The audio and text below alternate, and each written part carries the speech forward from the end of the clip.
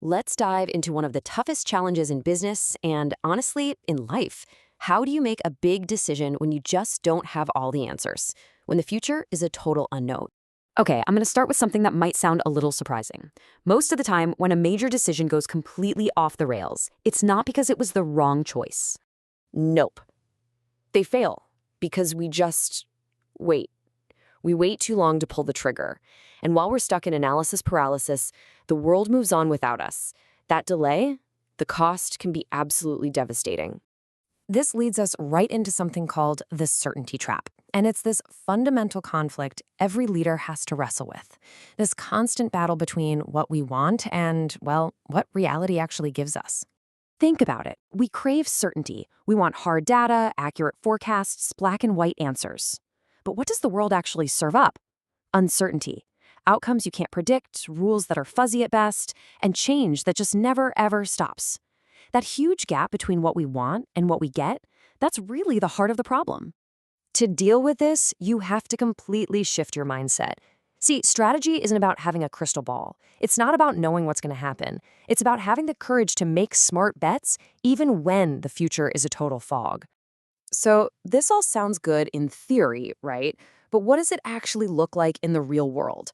Let's take a look at a case study of a company that was staring this exact kind of disruption right in the face. So meet Kruger Bau. They're a construction company, and suddenly they're confronting this massive technological shift, industrial 3D printing. The potential was enormous, but the uncertainty was just as big. They had no clear answers to the most critical questions. How fast would this tech scale? Would customers even want it? And maybe the biggest question of all, would regulators ever approve it? They were totally flying blind. Kruger Bau was operating in what strategists call a VUCA environment. It's a really useful way to make sense of the chaos.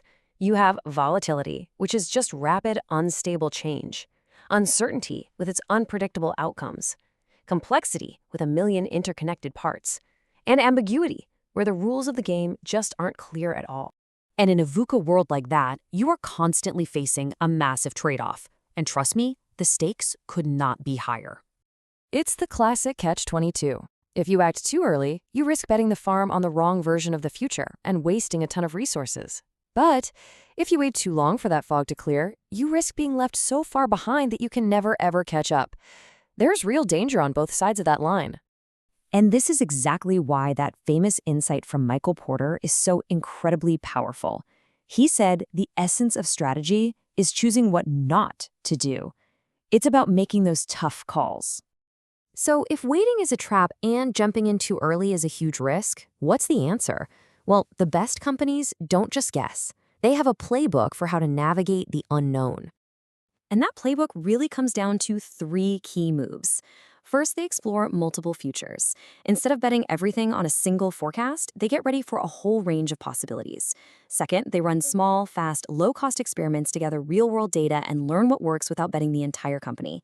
And third, they relentlessly challenge their own assumptions, breaking out of the corporate echo chamber to see the world as it really is, not as they wish it were. But you know what? All of those processes are pretty much useless without one final crucial piece. The final battle isn't one out there in the market. It's one up here, in the mind. And this is the cognitive inflection point. Because the single biggest reason companies fail when disruption hits isn't a bad strategy for the future. It's their inability to let go of the strategy that made them successful in the past. It's just cognitive inertia. This is the core insight right here. The need for a big change, it happens in the minds of leaders long before it ever shows up on a balance sheet. That's the real turning point. When that mental shift doesn't happen, you get what's called a dissonance gap. It's this growing space between what leaders say and what the company actually does. They'll talk about innovation, but they keep pouring money into the old cash cows. And that gap gets wider and wider until the company is trapped in a downward spiral. It all comes down to one simple, powerful question. If you don't change how you think, how can you possibly expect to change what you do? So in the end, you don't need a crystal ball to make great decisions. You just need 2 things, the discipline to actually decide and the flexibility to adapt as you go.